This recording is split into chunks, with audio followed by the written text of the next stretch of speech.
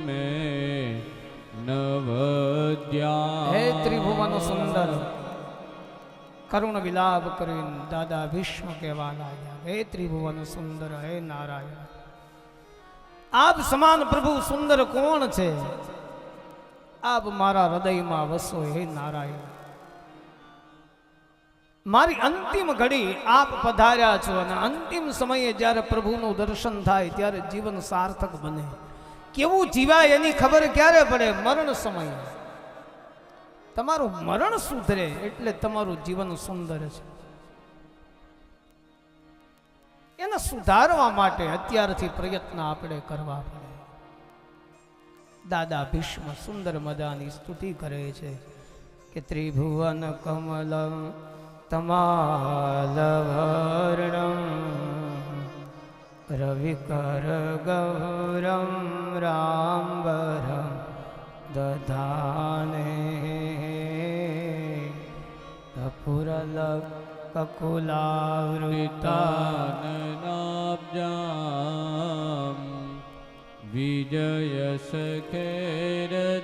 विजयसखेरतिरस्तु मे। कामं वर्षं वर्जन्ये सर्वकामदुधामहि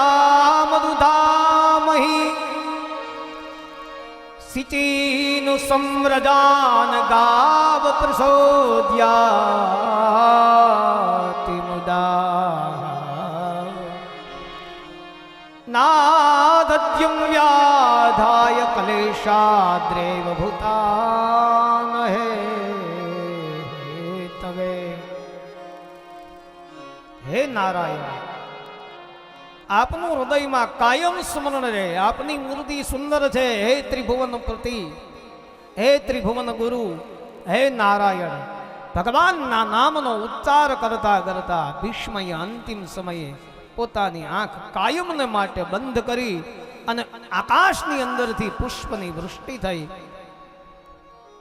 भीष्मजी ने बिरदावामां आव्या के नाद्यदं व्याधां। हे महापुरुष आप जेवो आवो अखंड ब्रह्मचर्य ने धारण करनारो कोई जगत में थयो नथी, थशे नहीं अने थवानो पण नथी। आप जेवो महान कोण होय? एक पिताना सुख माटे आटलू मोटू बलिदान आप्युं। भगवान सूतजी कहे आ रीते भीष्मए पोताना प्राणनो त्याग कर्यो छे। पछी एनी अंतिम क्रिया अंत्येष्ट क्रिया जे करवी पड़े पांडवों द्वारा करवामां आवी। धर्मराज युधिष्ठिर खूब रड्या। पितामह भीष्मनी याद आवी अने जेनी गोदमां एणे बाल्यावस्था वीतावी। 5 पांडवों ने खूब भीष्मए साचवा छे। ज्यारे पितानो स्वर्गवास थयो अने पांडवो एकला थई गया, नाना नाना बाळको हता अने पिता ज्यारे एने छोडीने जता रह्या ए समये माता कुंता अने भीष्मए एने प्रेम आपीने पांडवोने मोटा कर्या। ए पांडवोने ज्यारे दादाए आ छोड्या बहु रड्या छे पांडव। पछी बधाने भगवान कृष्णए समजाववानी कोशिश करी, ज्ञान द्वारा शांत कर्या। एनी अंत्येष्ट क्रिया करवामां आवी कि भीष्म छे ई परोपकार माटे जीवन जीव्या। भीष्मए पोता माटे कांई न कर्युं। हस्तिनापुरे पोतानुं नहोतुं ई बीजा माटे जीव्या छे।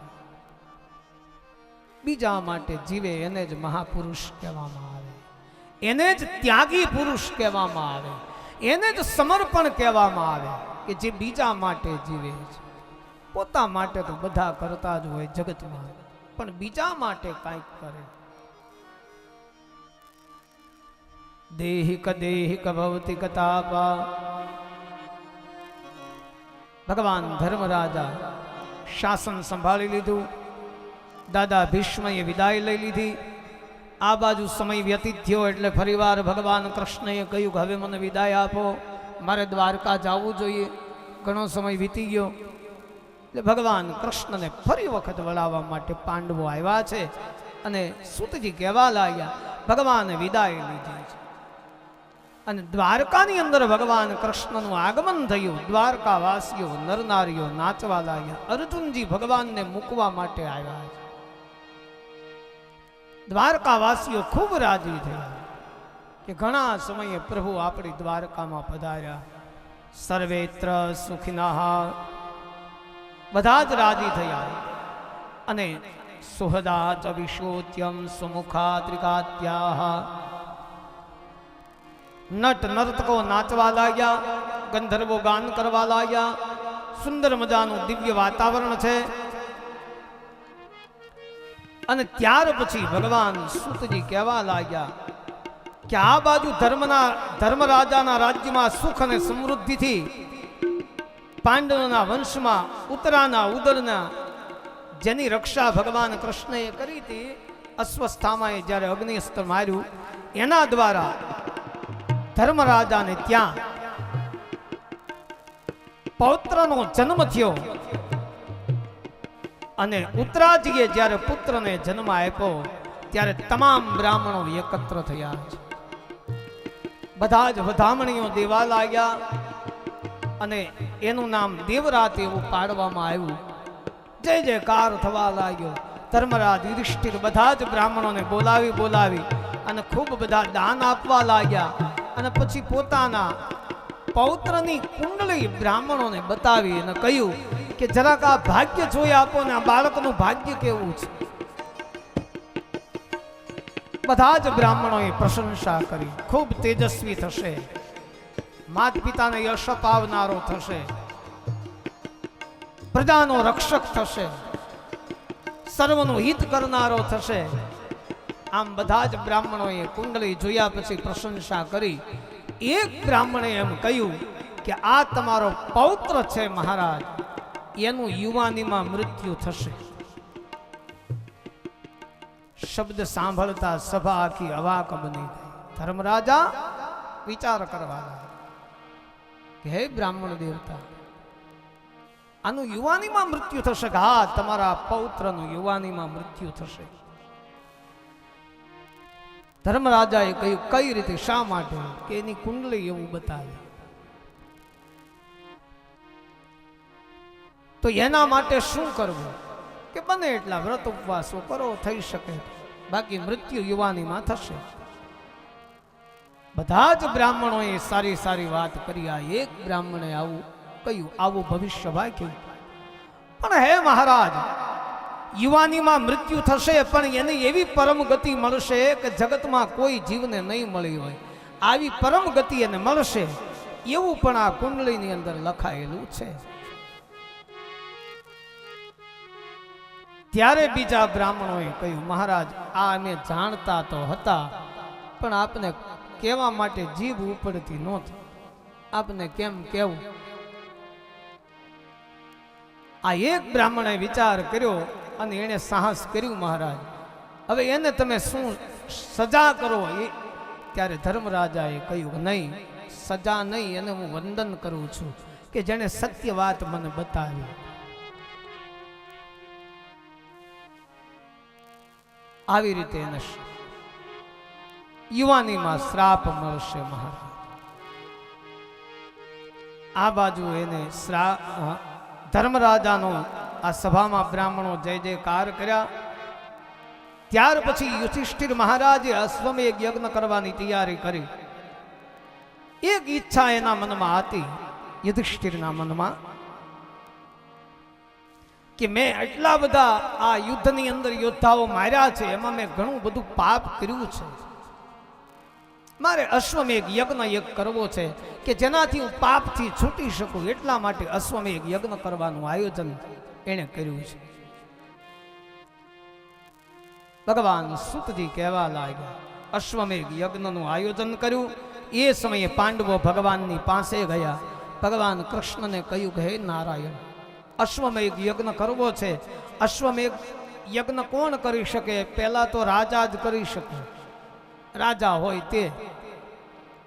અને બીજું કે પ્રજા પાસેથી કર ઉઘરાવેલો હોય બધો કર પ્રજાને પાછો આપી દે.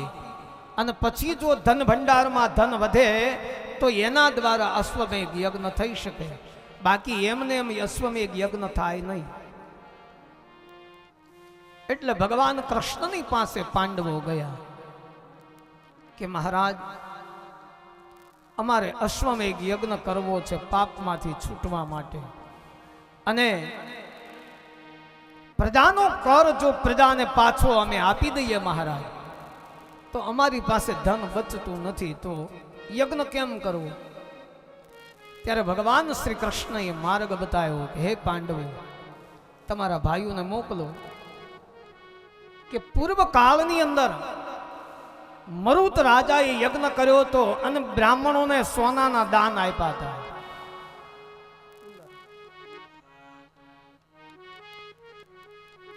બ્રાહ્મણોને એટલું બધું સોનું આપ્યું હતું કે બ્રાહ્મણો ઊંચકી ન શક્યા, એટલે એને છોડી દીધું. ત્યાં ઉપડે એટલું લઈ ગયા ને બાકીનું બધું ત્યાં મૂકી દીધું. પૂર્વ કાળમાં મરુત રાજાએ એટલું બધું સોનાનું દાન કર્યું.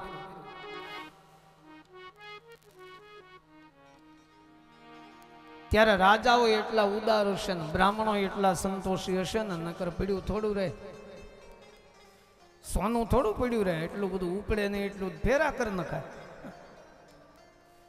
બે ત્રણ જણા બીજાને બોલાવી લેવાય, પણ કઈ પડ્યું થોડું રહેવા દે. પણ ત્યારે તમે જુઓ એની નીતિ કેટલી સરસ, સ્વાત્વિક કેટલી નીતિ, કે જેટલું આપણું છે એટલું જ આપણે લેવું, અન્ય વસ્તુને સ્વીકારવી નહીં, વધારાની વસ્તુને ન સ્વીકારવી. એને તરછોડી દીધી. એટલે પાંડવોએ કહ્યું કે તરછોડાયેલું ધન જે છે એ આપ તમારા ભાઈઓને મોકલો, લઈ આવે. અને એ ધનમાંથી યજ્ઞ કર્યો, અને યજ્ઞ કર્યા પછી પાછું ધન વધ્યું. તમે વિચાર કરો એ કેટલું ધન હશે. પાંડવોએ અશ્વમેઘ યજ્ઞ કર્યો અને તરછોડાયેલું ધન હતું એમાંથી યજ્ઞ કર્યો અને પાછું વધ્યું. વળી પાંડવોએ સહદેવ નકળોએ પૂછ્યું ધર્મરાજ યુધિષ્ઠિરને કે ભાઈ હજી આ ધન જે આપણે લાવ્યા હતા યજ્ઞ કરવા માટે, યજ્ઞ તો થઈ ગયો, પાછું એ ધન વધ્યું છે, હવે એનું શું કરવું? ત્યારે પાંડવોએ કેટલા નીતિમાન, એને કહ્યું તો હતું ત્યાં ત્યાં પાછું મૂકી આવો, આપણું કાર્ય થઈ ગયું, આપણે વાપરવું હતું એટલું વપરાઈ ગયું, હવે આપણે વધારાની જરૂર નથી, હતું ત્યાં ત્યાં મૂકી દો, એટલે કોઈ બીજાને જરૂર પડે તો કામ લાગે. પાછું વધ્યું એ ધન પાછું ત્યાં મૂકીએ. આ નીતિયુક્ત ધર્મ જેને કહેવામાં આવે, એટલે જ તો એને ધર્મ કહેવામાં આવતો, કે આપણું હોય એટલું જ આપણે સ્વીકારવું, વધારાનું ક્યારેય સ્વીકારવું નહીં. એને વૈરાગ કહેવામાં આવે. વૈરાગ લેવો એટલે સાધુ થઈ જવું એવું નથી. આપણું છે એટલું જ આપણે સ્વીકારવું. પછી આપણા કુટુંબનું હોય, ભાઈનું હોય, પરિવારનું હોય, ગામનું હોય, દેશનું હોય, જેટલું આપણું છે એટલું જ આપણે સ્વીકારવું. વધારાનું કોઈનું લઈ લેવાની વૃત્તિ ક્યારે રાખવી નહીં. એને પણ ત્યાગ અને વૈરાગ કહેવામાં આવે. અને સાચો વૈરાગ તો એને જ કહેવાય કે જે પરાયાનું ન લે, એને જ સાચો વૈરાગ કહેવામાં આવે. ભગવાન સૂતજી કહેવા લાગ્યા, આ બાજુ વિદુરજી ધૃતરાષ્ટ્રનો સંવાદ થયો અને ધૃતરાષ્ટ્રએ જાણ્યું કે વિદુરજી મને એકાંતમાં મળવા માટે આવવાના છે. એ સમયે વિદુરજીએ ધૃતરાષ્ટ્રને સમજાવ્યા હતા કે પાંડવોનો હિસ્સો પાંડવોને આપી દો, પણ ધૃતરાષ્ટ્રએ માન્યા નહીં. કેમ કે પુત્ર મોહમાં એટલા બધા અંધ બન્યા. ધૃતરાષ્ટ્ર પોતે અંધ હતા. મહાભારતમાં એવું બતાવ્યું કે પોતે અંધ હતા, પોતે જીવન જીવી ન શક્યા બરાબર, પણ પોતે અંધ હતા એટલે પોતાના સંતાનોને પણ સારી દ્રષ્ટિ આપી શક્યા નહીં. ભગવાન કૃષ્ણએ માતા ગાંધારીને પણ ઠપકો આપ્યો હતો કે માં, તમારા સંતાનોના પિતા અંધ હતા એટલે દ્રષ્ટિ ન આપી શક્યા, પણ તમે અંધ નહોતા. તમે તો જાણી જોઈને પતિવ્રત ધર્મ પાળવા માટે જાણી જોઈને આંખે પાટા બાંધ્યા હતા. તમને તો ખબર જ હતી કે મારા સંતાનો અવળા માર્ગે જાય છે, મારા સંતાનો સારા માર્ગે નથી, એની તમને માં ખબર હતી. તમે જાણી જોઈને આંખે પટ્ટી બાંધી રાખી, એટલે આ દુઃખ નિર્માણ થયું. એટલે ઘણીવાર સંતાનો આપણા હોય ને આપણે જાણી જોઈને આંખે પટ્ટી રાખી અને બીજાનું કોઈનું સાંભળીએ નહીં, અને નકરા આપણા જ સંતાનોના વખાણ કર્યા કરીએ, પ્રશંસા કર્યા કરીએ, આમ તો નિયમ એવો છે કે પિતા જો પુત્રના વખાણ કરે તો એની કારકિર્દી ખતમ થઈ જાય. મંત્રી જો રાજાના વખાણ કરે તો એની કારકિર્દી ખતમ થઈ જાય. ગુરુ જો શિષ્યના વખાણ કરે તો એની કારકિર્દી ખતમ થઈ જાય. આવા ઘણા બધા એવા સ્થાન છે કે એ લોકો આ ન કરી શકે. દીકરો ગમે એટલો આગળ હોય પણ પિતા એને સાંભળતા જો દીકરાના વખાણ મળે કરવા કે ભાઈ આમ જુઓ અમારા પુત્રની હારે આવે ને આમ બધું મળે કરવા, એટલે એની કારકિર્દી ખતમ થઈ જાય. ખરેખર પિતાએ પુત્રના વખાણ એની હાજરી ન કરે, નહીતર એની કીર્તિ ખતમ થઈ જાય. એમ ગુરુ જો શિષ્યની પ્રશંસા મળે કરવા તો શેલાનું પતન થઈ જાય. મંત્રી રાજાના વખાણ મળે કરવા, પ્રશંસા મળે કરવા, એની કીર્તિ ખતમ થઈ. આ બાજુ ધૃતરાષ્ટ્રએ માનવા તૈયાર ન થયા એટલે એના પુત્રનું પતન થયું છે. હસ્તિનાપુરની અંદર પાંડવો શાસન કરે છે અને સુંદર મજાનું દિવ્ય શાસન, પરિવાર બધો સારું જીવન જીવે છે, પ્રજાજનો સુખી છે. અર્જુનજી ભગવાન કૃષ્ણને સાથે દ્વારકા ગયા છે. ધર્મરાજ એકલા વિચરણ કરવા માટે વનની અંદર નીકળ્યા. એમાં એને ધર્મને પગ વિહીન જોયો. એક બળદ જોયો જેને પગ નહોતો, એક જ પગ હતો. આવા ઘણા ઘણા બધા દ્રશ્ય જોયો. આકાશમાં પૂંછડીયાઓ તારા ખરવા લાગ્યા, અપશુકન થવા લાગ્યા, શિયાળિયાઓ બોલવા લાગ્યા, કૂતરાઓ આકાશ સામે મુખ રાખીને રડવા લાગ્યા. ભયાનક દ્રશ્ય સર્જાવા લાગ્યા. ગાયને જોઈ તો ગાયની આંખમાં આંસુ, રડતી હોય એવા દ્રશ્ય લાગ્યા. ગમે ત્યારે ટાઢ પડે, ગમે ત્યારે તડકો પડે, ગમે ત્યારે વરસાદ પડે, ઋતુ બધું ચૂકી ગઈ. ઋતુ ચક્ર વિખાવા લાગ્યું. આવા બધા દ્રશ્ય ધર્મરાજાએ જોયા એટલે વિચાર કર્યો. અને એના રાજ્યની અંદર કોઈ દિવસ કોઈ પ્રજાજન ફરિયાદ લઈને આવે નહીં.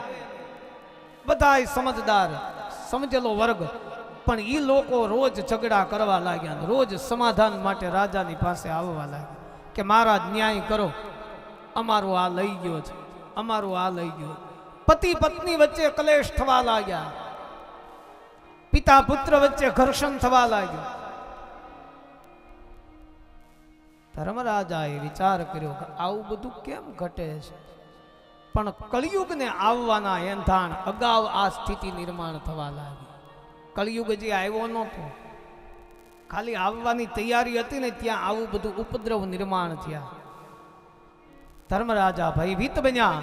અને બીજું કે આવા બધા દ્રશ્યો મને જોવા મળે છે, પણ અર્જુન હજી ભગવાનને મૂકવા ગયો, એ હજી દ્વારકાથી આવ્યો નહીં.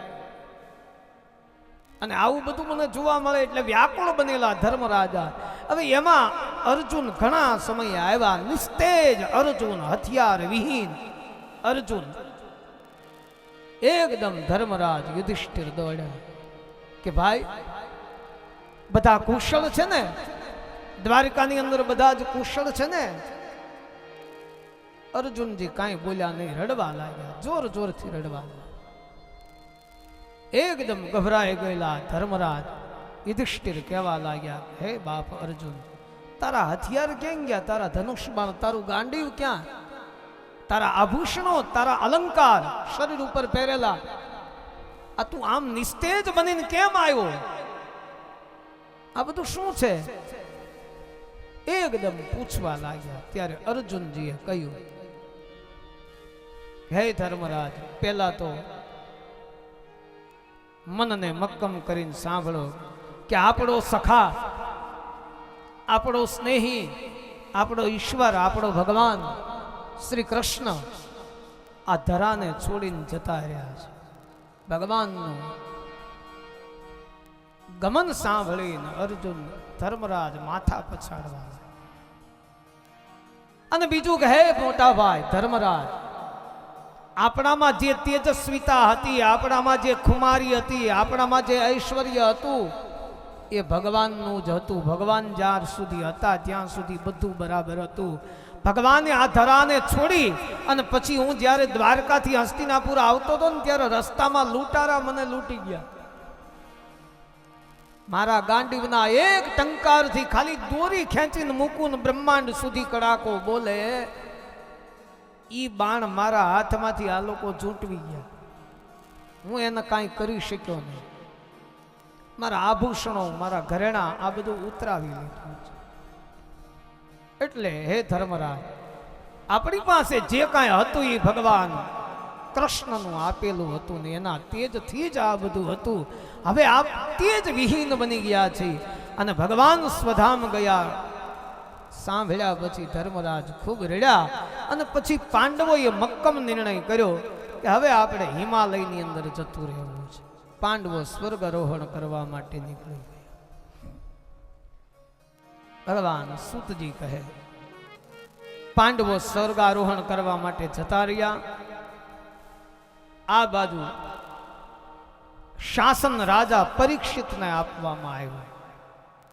પરીક્ષિત શાસનમાં આવ્યા છે અને પૃથ્વી અને ધર્મનો સંવાદ રાજા પરીક્ષિતે સાંભળ્યો. ગાય રૂપી પૃથ્વી ધર્મને કહ્યું કે મને તમે પૂછો છો કે હવે તો મારા દુઃખનો કોઈ પાર નથી. મારું દુઃખ એટલું બધું છે. આમ પૃથ્વી વાત ધર્મરૂપી બળદને કરવા, ગાયને કરવા. આ બધા દ્રશ્યો જોઈ અને એકદમ ભયભીત બનેલા રાજા એ પણ વિચાર કરવા લાગ્યા. યસ્યમ રાષ્ટ્રે પ્રજા સર્વાસ્તત્યતે સાધ્યતા તસ્ય મતવ્યમ નશ્યતિ કીર્તિરાગુરુભોગહિ. દુષ્ટનો ઉપદ્રવ વધવા લાગ્યો, પાપીઓ માણસો વધવા લાગ્યા, ચોરી થવા લાગી, પાખંડ વધવા લાગ્યો, પાપાચાર થવા લાગ્યો. અને જ્યાં આગળ ગયા રાજા પરીક્ષિત અશ્વ ઉપર સવાર થયા. એ સમયે કાળો અને કુરૂપી પુરુષ હાથમાં શરાબનો પ્યાલો લઈને મળ્યો છે. રસ્તા મદિરા હાથમાં છે, ચિત્રે હાલ છે અને કુરૂપી વ્યક્તિ છે. અને જ્યાં બાણ ચડાવ્યું રાજા પરીક્ષિતે, કોણ છો તું? ત્યારે એને કહ્યું કે મહારાજ, હું કળિયુગ છું. અત્યારે મારો આવવાનો સમય થયો છે એટલે આવી બધી ઘટનાઓ ઘટે છે. બધા જ યુગ આવે એવી રીતે મારો પણ આવવાનો વારો છે. હું કળિયુગ છું મહારાજ. ત્યારે રાજા પરીક્ષિતે કહ્યું, મારા રાજ્યમાં હું જીવું ત્યાં સુધી તને ન આવવા દઉં. મારા બાણમાં એવી તાકાત છે કે મહારાજ એમ ન ચાલે. પૃથ્વીનો કાળનો ક્રમ છે, બધાનો ક્રમ હોય છે, એમ મારો પણ ક્રમ છે મહારાજ. આપ કાળ સમયની ગતિને રોકી ન શકો. અને છતાં જો આપ કહેતા હો મહારાજ તો હું વ્યાપ્ત રીતે ન આવું. તમે મને સ્થાન બતાવો, ક્યાં ક્યાં સ્થાને હું રહું, ત્યાં મારે આવવું છે. મારે બધે નથી આવવું. તમે જો ના કહેતા હો મહારાજ તો મારે બધે નહીં. મને કોઈ સ્થાન એવા બતાવી ગયો એટલે હું એમાં રહું. પરીક્ષિત રાજાએ કહ્યું, તો બરાબર. તો પહેલા કળિયુગનું સ્થાન બતાવ્યું કે જુગારમાં તારો વાસ. જુગાર જ્યાં રમાતો હોય એમાં કળિયુગનો વાસ. હા, એટલે બને ત્યાં સુધી જુગાર રમવો નહીં. અને જુગાર રમવું એ ક્યાંય શાસ્ત્રમાં લખેલું નથી. પછી ઘણા વળી એમ કે વાર પરબે રમીએ, પણ વાર પરબે રમો જ છો જુગાર જ ને. જુગાર રમવો નહીં. ઘણી વાર એવો પ્રશ્ન થાય, પાંડવોએ રમતા હતા તો પાંડવોએ ક્યાં સુખ ભોગવી લીધું? પાંડવો જુગાર રમતા હતા તો પાંડવોને કેટલું સુખ મળ્યું આપ બધા જાણો છો. તો જુગાર છે એમાં કળિયુગનો વાસ છે. બને ત્યાં સુધી ક્યારે રમવું નહીં. અને પછીનું સ્થાન છે કે મદિરાનું સેવન, મદિરા પીવી, એમાં પણ કળિયુગનો વાસ છે. માંસ ભક્ષણ કરવું એમાં કળિયુગનો વાસ છે. પરાઈ સ્ત્રીઓના અપહરણ કરવા, વ્યભિચાર કરવો, એમાં કળિયુગનો વાસ છે. સતત ખોટું બોલે, અસત્ય બોલે, એમાં કળિયુગનો વાસ છે. પાપાચાર કરે, એમાં કળિયુગનો વાસ છે. છેલ્લે રાજા પરીક્ષિતે એમ કહ્યું કે સોનામાં તારો વાસ. સોનામાં કળિયુગ છે. અતિશય સોનું ધારણ કરો તો ધ્યાન રાખજો, એમાં કળિયુગ આવે છે. આમ તો સોનું હવે અત્યારે તો બહુ જોખમી થઈ ગયું છે. હા, 65,000 ગયું ને. હા, આપણે તમે નામ જ નહીં લેવા. સોનામાં કળિયુગનો વાસ છે એમ જ આ બધાને કહેવાનું, એટલે આપણે ન પહેરીએ ચાલે. કળિયુગનો વાસ છે.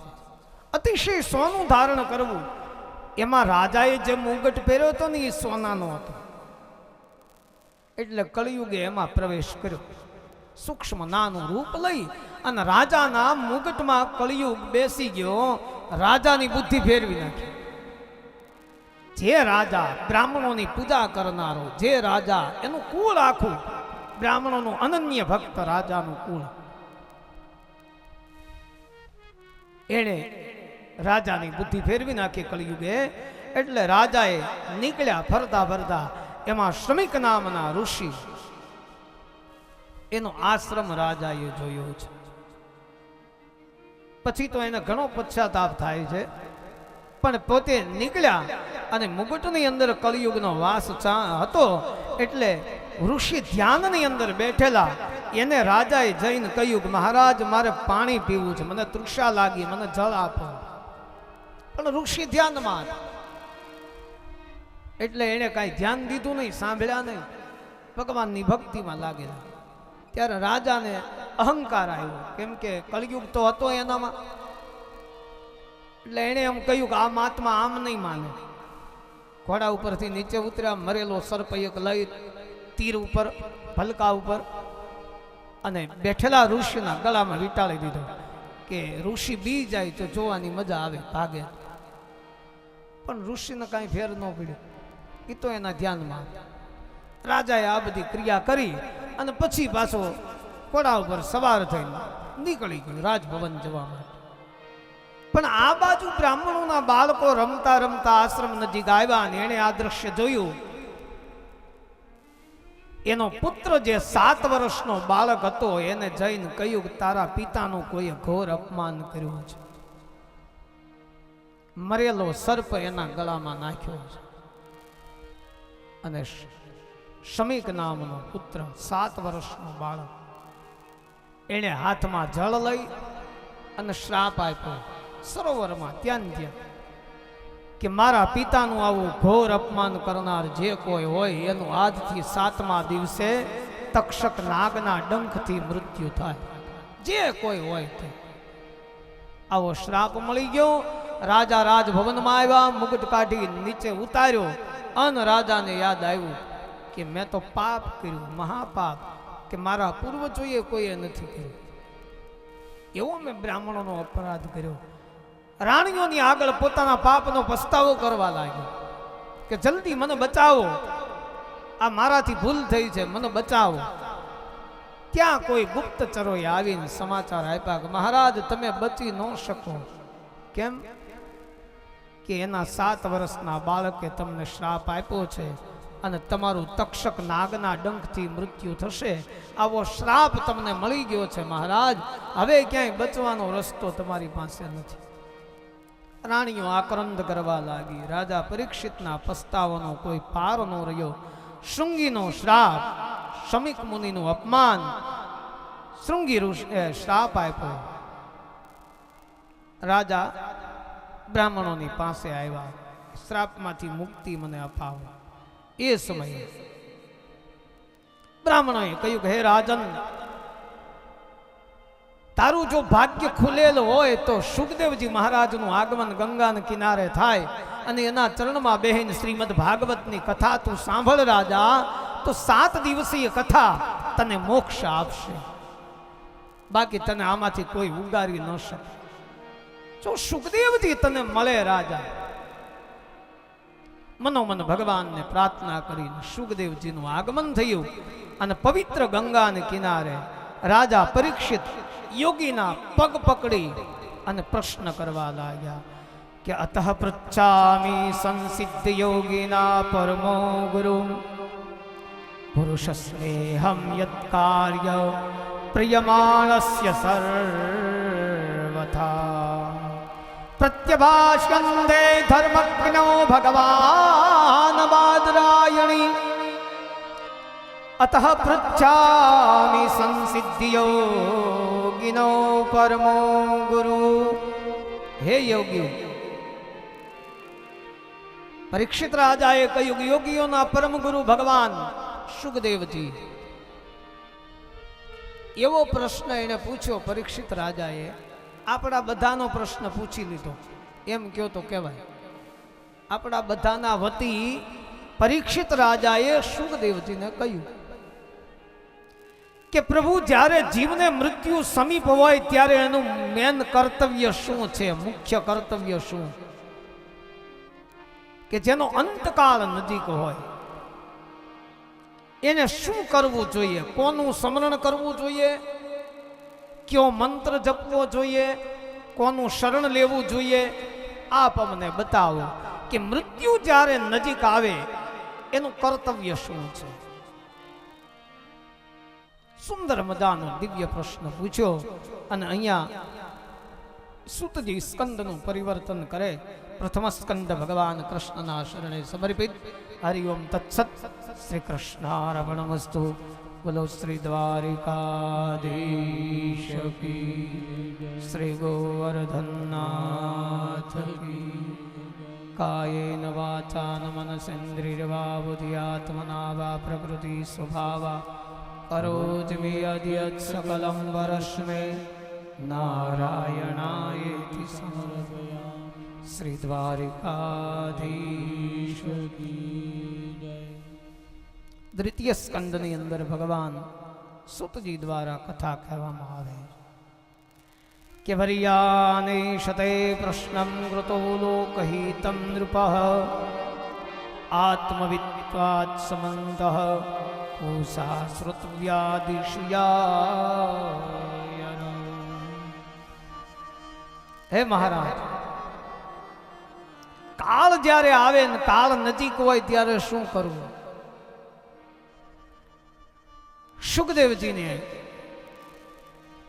કહ્યું કે રાજન, પેલા તો કાળ એમને એમ આવતો નથી. કાળ આવ્યા પહેલા ઘણી વાર જીવને સાવધાન કરે. માથાના કાળા વાળ હોય ધોળા મળે થવા, આવ્યા પહેલા ઘણી નિશાની આવે. હા, કાળા વાળ સફેદ મળે થવા, આવડા ફરીને કાળા કરી નાખે. એટલે કાળ ને વિચાર આવે, કાળો હતો એમને કેમ થયું? બાપુ અમારે જો ને 5 ભરે, કાળા વાળ ધોળા થાય, સફેદ બને, પછી કાનમાં આંગળી નાખીને કાઢી લઈને પછી નો સંભળાય તરત, તો સમજવાનું કાળ નજીક છે. શરીરનો પડછાયો પડે ને એમાં છિદ્ર કાણા કાણા જોવા મળે આપણને. શરીરનો પડછાયો પડે ને એમાં કાણા કાણા લાગે તોય સમજવાનું કાળ નજીક છે. ભગવાન ઠાકોરજીને દીવો કરીએ ગાયના ઘીનો, દીવાની વાટ ઓલવાઈ ગયા પછી એની સુવાસ આવે, ઈ નો આવે તોય સમજવું કે ભલામણ કરી દેવી. હા, કાળ નજીક છે. પણ એકાદી વાર નો આવે તો એમ બી નો જતા, ઘણા દી નો આવે તો. ઘણી વાર શરદી થઈ હોય તો નો આવે. કોરોનામાં ક્યાં આવતી? કોઈ જાતની સુવાસ જ ન આવતી, સુગંધ જ ન આવતી. એટલે આપણે સમજી જઈએ હવે આપણામાં છે કોરોના. હા, કોઈ સ્વાદ ન આવે એટલે સમજવાનું કોરોના છે. હવે એની જ વસ્તુ અત્યારે થાય પણ બહુ બીક નથી લાગતી. તો જોઈ બુજાઈ ગયેલા દીવાની સુવાસ ન આવે તો કાળ નજીક એમ સમજવું. બ્રહ્મરંધ્રની અંદર ઓમકારનો નાદ થાય છે, ન સંભળાય તો સમજવું કાળ નજીક. આકાશમાં અરુંધતીનો તારો ઉગે, ઈ ન દેખાય તો સમજવું કાળ નજીક. કાળ આવ્યા પહેલા ઘણીવાર જીવાત્માને સાવધાન રહેવાની સૂચના આપે છે કે ભાઈ બધું ગયું ઈ ભલે ગયું, હવે સાવધાન થઈ જાય. તો ભગવાન સુખદેવજી કહે રાજન નારાયણમ પરાવેદા દેવા નારાયણમ પંકજા નારાયણમ પરાલોકા નારાયણમ પરામખા નારાયણમ પરાતપઃ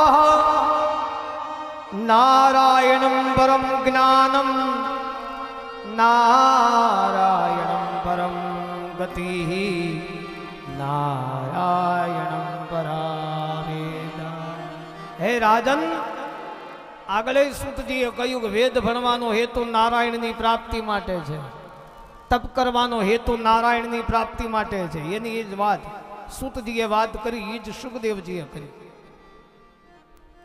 જ્ઞાન પ્રાપ્ત કરવાનો હેતુ નારાયણની પ્રાપ્તિ માટે છે, ભક્તિ કરવાનો હેતુ નારાયણની પ્રાપ્તિ માટે છે. માટે હે રાજન, મહતત્વ કર્મ અહંકાર આ બધા જન્મ લેનારા છે. અહંકારમાં વિકાર થવાથી આકાશની ઉત્પત્તિ થઈ. આકાશનો ગુણ શબ્દ છે.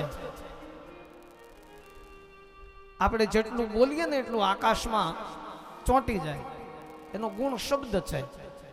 આપણે જેટલું બોલીએ એટલે સાચું ખોટું સારું નરસું બધું આકાશ એને ગ્રહણ કરી લે છે. એ પોતાની પાસે સંગ્રહી રાખે, એનો ગુણ શબ્દ છે. આકાશમાં વિકાર થવાથી વાયુની ઉત્પત્તિ થઈ, જેનો ગુણ સ્પર્શ છે પણ દ્રશ્ય નથી. પવન છે એ આપણને લાગે, એની આપણને ખબર પડે કે પવન મને આવે છે, મને લાગે, પણ દેખાતો નથી. કેમ કે એનો ગુણ સ્પર્શ છે, એટલે એ દેખાય નહીં. પવન આવે એની ખબર પડે તમને. ત્યાર પછી વાયુમાં વિકાર થવાથી તેજની ઉત્પત્તિ થઈ, જેનું ગુણ રૂપ છે, અને તેજમાં વિકાર થવાથી જળની ઉત્પત્તિ થઈ, એનો ગુણ રસ છે. જળમાં વિકાર થવાથી પૃથ્વીની ઉત્પત્તિ થઈ, જેનો ગુણ ગંધ છે. ભગવાન કહે છે અપંચ મહાભૂત 10 ઇન્દ્રિયો ગુણ આ બધા થઈને મળીને 24 તત્વ જેને કહેવામાં આવે. 24 તત્વ જ્યારે હલન ચલન ન કરી શક્યા, ત્યારે 25મું તત્વ પરમાત્મા ભગવાન આત્મા રૂપે આપણા દેહની અંદર આવ્યા, એટલે આપણે બધું કાર્ય કરતા થયા. તો સુંદર મજાનો આ માનવ દેહ, જેની અંદર પરમાત્માનું તેજ આપણામાં વસેલું છે. બાકી સુખદેવજીએ કહ્યું હે રાજન, પૃથ્વી કરતા 10 ગણું પાણી છે. આ જેટલી પૃથ્વી છે ને એના કરતા 10 ગણું તો પાણી છે. અને જળ કરતા 10 ગણો અગ્નિ છે, અગ્નિ કરતા 10 ગણો વાયુ છે, વાયુ કરતા 10 ગણો આકાશ, આકાશ કરતા 10 ગણો અહંકાર, અહંકાર કરતા 10 ગણું મહતત્વ, મહત્વ કરતા 10 ગણી મૂળ પ્રકૃતિ. આટલું બધું મૂળ પ્રકૃતિ સુધી પહોંચ્યું ખાલી એક વિરાટ નારાયણના એક ચરણની અંદર સમાયેલું છે. તો આખા નારાયણ કેવડા હશે? આ બધી વસ્તુ આટલી બધી મોટી 10 ગણી એ ભગવાનના એક પગમાં સમાયેલી છે, તો આખા ભગવાન કેવડા હશે? મૂળ નારાયણ. એની કલ્પના થઈ શકે નહીં. કીડી એમ વિચારે કે દરિયાનું તળિયું કેટલું ઊંડું છે, હું જોઈ આવું, જાણી આવું, તો એ શક્ય નથી. કીડી સમુદ્રનો તાગ ન મેળવી શકે, એમાં જીવ બ્રહ્મનો તાગ ન મેળવી શકે. આપણે બ્રહ્મને પામી જાય, એનો તાગ ન મેળવી શકે. સુંદર મજાની દિવ્ય કથા સુખદેવજી દ્વારા રાજા પરીક્ષિતને કહેવામાં આવે છે કે હે રાજન, આ જગત એ જ ચમત્કાર છે, આના સિવાય જગતમાં બીજો ચમત્કાર કયો હોઈ શકે? આમ કહી અને સુંદર મજાની દિવ્ય કથાનો આરંભ કરે છે. અને આરંભની અંદર પરીક્ષિત રાજા પ્રશ્ન પૂછે છે, જે એને જાણવાની ઈચ્છા થઈ, જિજ્ઞાસા દ્વારા વિવેકથી પ્રશ્ન પૂછે છે. પણ કથાનો સમય પૂર્ણ થાય, કથાને આપણે વિરામ આપીએ. આવતીકાલે સવારે કથાનો આરંભ કરીશું. 2 મિનિટ બધાએ કીર્તન હરિકીર્તન બોલવાનું. શ્રી દ્વારિકાધીશ કી જય.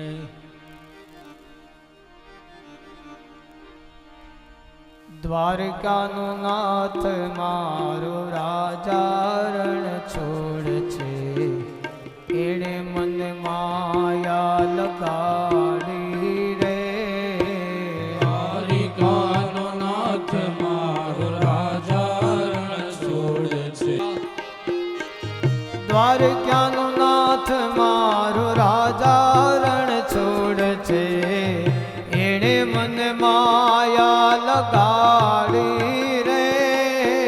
દ્વારિકાનો નાથ મારો રાજા રણ છોડ છે, એણે મને માયા લગાડી રે. એણે મને માયા લગાડી મારા વાલા. એણે માયા લગાડી મારા વાલા. એણે મને માયા લગાડી રે. એણે મને માયા લગાડી રે. હે મીરાનો શ્યામ મારો ગિરધર ગોપાલ છે, એણે મને માયા લગાડી રે. હીરાનો શ્યામ મારો ગિરધર ગોપાલ છે, તેણે મને માયા લગાડી રે.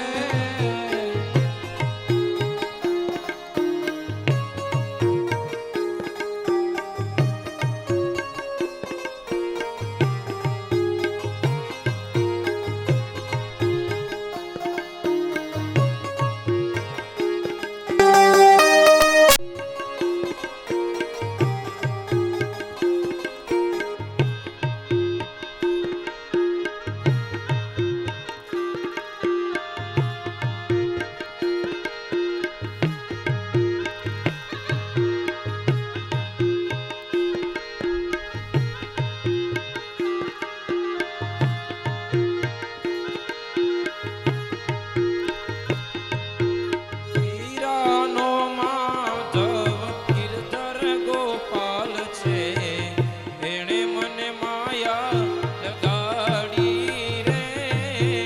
હીરાનો માધવ ગિરધર ગોપાલ છે, એણે મને માયા લગાડી રે. મીરાનો માધવ ગિરધર ગોપાલ છે, એણે મને માયા લગાડી રે.